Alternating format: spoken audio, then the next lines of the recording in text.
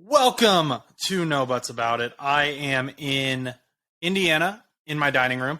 Chus, with the Patrick onesie, is in his basement in Pittsburgh, Pennsylvania. I'd originally tweeted that Chus was sick and we wouldn't be able to put out an episode today, but Chus has rallied because he saw all of the news in free agency. Free agency has brought him health, and free agency has also brought us Stan, the Jet fan, who is in his apartment in Steubenville, Ohio.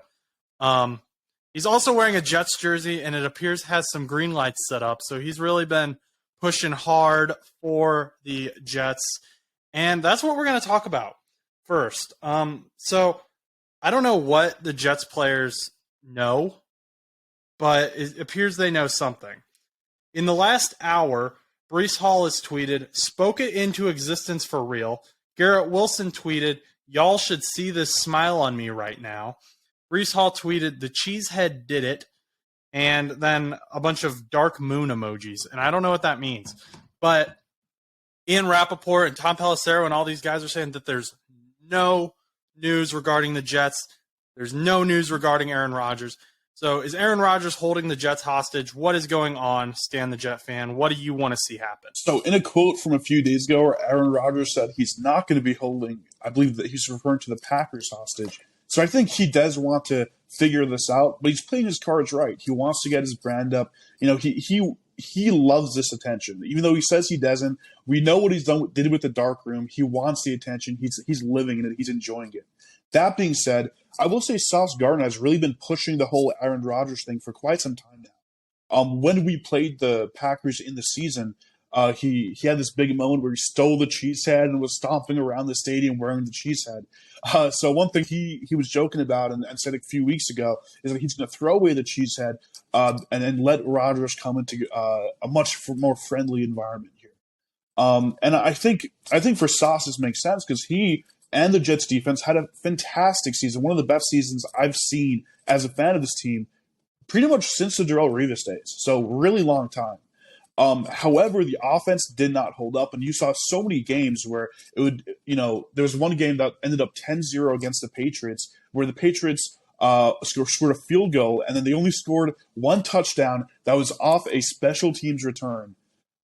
Games like that with the quarterback, they could go the other way very easily. So I think everyone on this team really wants Aaron Rodgers. The Jets as an organization really pushed hard on saying we're going to stick with Zach Wilson before last season. And I think that led to a lot of complications where the team had to stick to their word on that. For the players, these young players who were so excited, so ready to get into this season, so ready to go get into the playoffs and win a Super Bowl, they want that quarterback really badly. So I think that's what Wilson, what Garner, what all those guys are doing. I guarantee you they have a group chat where they're just memeing about it right now. And they're seeing the news come out that shows this is getting closer and closer. I believe it's a few days ago, or it might have been yesterday. The days are kind of mushing together. But Aaron Rodgers met with the Jets. He met with Woody Johnson, and he had what appeared to be a very positive discussion.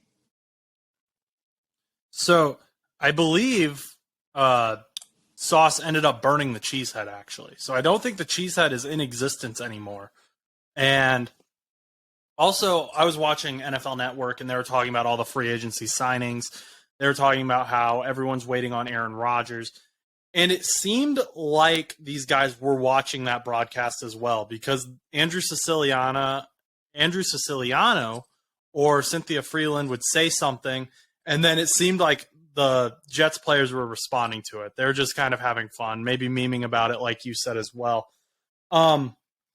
Does it make you nervous at all? And Chus can drop in with questions as well, but does it make you nervous at all regarding, like, hey, you guys are waiting on Aaron Rodgers and these other quarterbacks are coming off the board that could be a possibility? Like Stidham is going to the Broncos, Mike White to the Dolphins, Jimmy G to the Raiders. Case Keenum came out of nowhere. He's going to the Texans. You guys don't have a high draft pick. So does it make you nervous at all that you're not going to have a good starting quarterback next season? Oh, of course it does. And I think that's only compounded. If you look at the situation with Derek Carr, everything pointed to Derek Carr signing with us. Everything pointed in that direction. And then all of a sudden he goes and chooses not to. In fact, I think it was 2 days before, or maybe even the night before he signed with us, where I remember reading this article about how, there's all these pictures of a dinner he had with the Jets coaching staff. So that looked like it was going to be a for sure 100% signed deal, and that didn't fall through. So this is a much less 100% for sure looking deal. So I'm definitely very nervous about it. I think the worst case scenario is going to be we end up picking a guy in the draft and maybe getting a Marcus Mariota type of guy through free agency. One of those guys who maybe he'll compete for a starting spot, or maybe he'll never really develop too much. But really what you need if you can't get Aaron Rodgers is you need someone who's going to compete with Zach Wilson. If Zach Wilson is the number one starter on this team and he looks like he's going to start every single game, then I'm going to be really scared for the Jets. But for now, if you can't get Rodgers, I'd say go ahead, get a guy like Mariota, or even get a guy through the draft, move up, trade up a little bit, and get a guy in the draft who could compete with Wilson for that spot. Who hypothetically, who would you want out of the draft? I mean, apparently the Panthers are debating drafting Richardson first overall, which that came out of left field. Richardson, he has shown some potential, showed a lot of potential at the combine, but to me, he's kind of coming off as a Zach Wilson type guy who he wasn't really looked at a whole lot until the NFL combine, had a great combine, got drafted higher than he maybe should have, and then we know where that went with Zach Wilson. So I don't know if Richardson will be that guy again, but who, as a Jets fan, would you want them to get? So to be honest, no one. Because I don't know too much about the draft, but from what I do know, I really don't like the prospects I've seen out there. I don't think any of them are really, like what we had even the last, I think, 2 to 3 years, where you had a few guys who really looked NFL ready. Even in Zach Wilson's class, you had quite a few guys who were at that level where they can start, or they look like they could start in the NFL. I'm really not that confident in this class.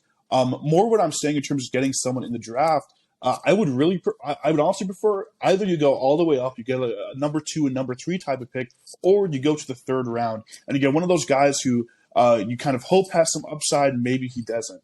I do think for the Jets, if I'm the manager and I'm sitting down there, if I'm JD, what I'm going to do is I'm going to sign a guy like Mariota or a guy in that type of range who's relatively affordable, very easy to get, not going to be a whole lot of competition for him, but who's going to compete with Wilson.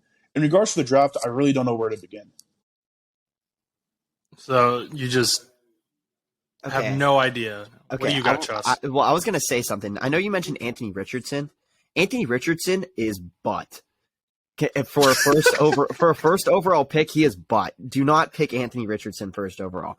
Listen, I think he has a lot of potential, but homie is a sophomore and threw 17 touchdowns and I think 9 interceptions in his sophomore year. He had he had really good yardage. He had I think it was 2,500. But the reason that they're highlighting him so much is because he had huge games against Tennessee and some of these where he had 450 yards passing and stuff. But then you go and look at some of his other game stats, and I just pulled it up right now. He had a game against the Missouri Tigers. I don't know if he got hurt or what happened, but it said he had 8 for 14, 66 yards. So I'm guessing he got hurt. But even if he didn't, earlier in the season, he versed freaking South Florida Bulls the week before, and he threw for 18 passes, completed 10 for 112 yards. He slowly developed to be a better quarterback, but if you put him first overall, a lot of people thought Kenny Pickett was a bad move back last year. Kenny Pickett had 42 touchdowns and thousands of passing yards. I feel I think Anthony Richardson declaring draft so early might be a tough move, but I wouldn't draft him first overall. Carolina, but this isn't about Carolina. This is about the Jets. I just really had to add that in. I'm so sorry. Well, Carolina's making moves. They might do it. Carolina doesn't seem to care. Carolina took Von Bell from the Cincinnati Bengals, which is a whole nother thing that we'll talk about later. But I don't know. What do you have confidence in this Jets team with an average quarterback, Stan? Do you think the Jets can compete in their division? I definitely do, and I think it's really going to come out to the games against the Patriots and the games against the Dolphins.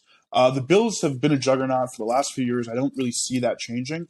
But those Patriots games, both of them were very, very winnable. The fact that we couldn't win one of them was a big issue. And again, that last game of the season really stung because we only lost by 10 points. It was a 10-0 game. Games like that can definitely be flipped with a little bit of a better quarterback. You also have to realize we're going to get Breece Hall back. And we have all these young receivers. We have a young defense. We have so many great players with so much upside. So having just an average quarterback, I think, would make all the difference. And that's why I do like some people are hating on Rodgers a little bit. Not really Jets fans, but other fans saying stuff like, well, he's washed up, he's old. But at the end of the day, an old Aaron Rodgers is 35 times better than a prime Zach Wilson. And from what we've seen, at least Aaron Rodgers has experience winning games. He has experience leading a team. And even before stepping into the Jets locker room, he has, as we've seen today from all those tweets, he has the full support of pretty much this entire team.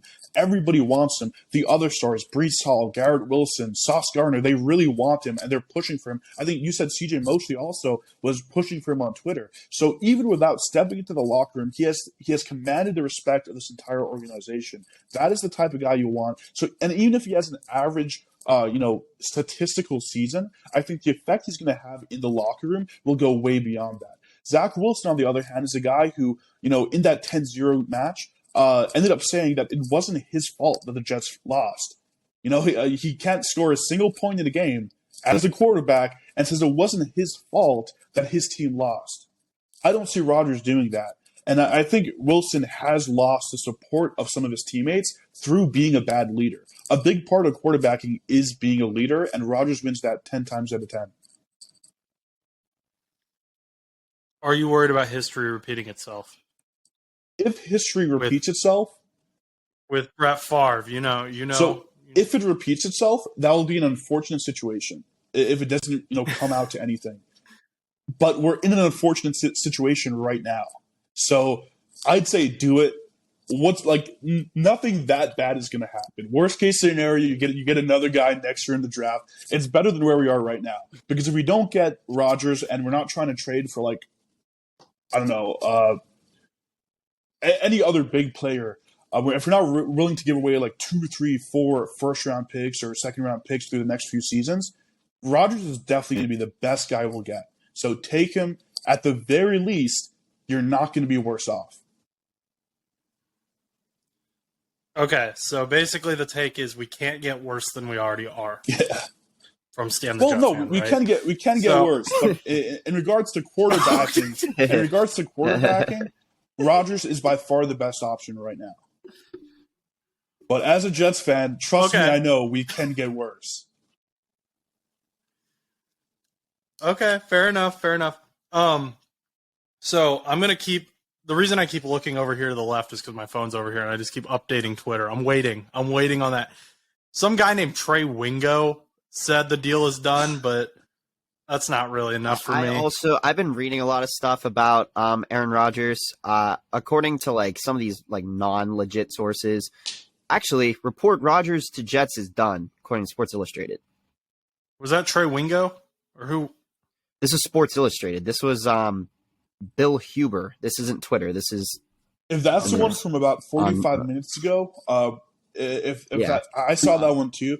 I don't know if I trust that one. It's about an hour. Signs are indeed pointing to Aaron Rodgers joining the Jets. It's Pro Football Talk from NBC. Then you have and then the Clutch Points, which I don't even know who Clutch Points is. Yeah, I'm waiting on Ian Rappaport to break this, or someone this is a big story. This is something that I'm gonna wait for. So I'm gonna keep going down, updating Twitter. We're gonna talk about some other free agent signings, though. There was a signing that actually just did happen. It wasn't Aaron Rodgers, though. It looks like just now the Bears have signed Tremaine Edmonds, stealing them from the Bills. Yeah, from the Bills. That was about 20 minutes ago. Yeah, so. And Jordan Poyer. Jordan Poyer's a free agent, too. The Bills' defense is falling apart. Yeah, the Bills really thought that they could have a dynasty, and now they're losing everybody. That should make you happy, Stan. Yeah, I was gonna say, Stan. Yeah, that could put you guys a little further up in the division. I I'd be what? I think this last season in the division, we competed with the rest of the division. We were not that far behind. Absolutely. There was, I think, 2 weeks, I believe, maybe 1 week, where we were at the top of this division. So I think getting a quarterback or just improving that quarterback position can make a big difference. And I'm ready to dethrone the Bills. I'm ready to put them back where they belong. Buffalo's a cold and harsh place. They need to get used to it.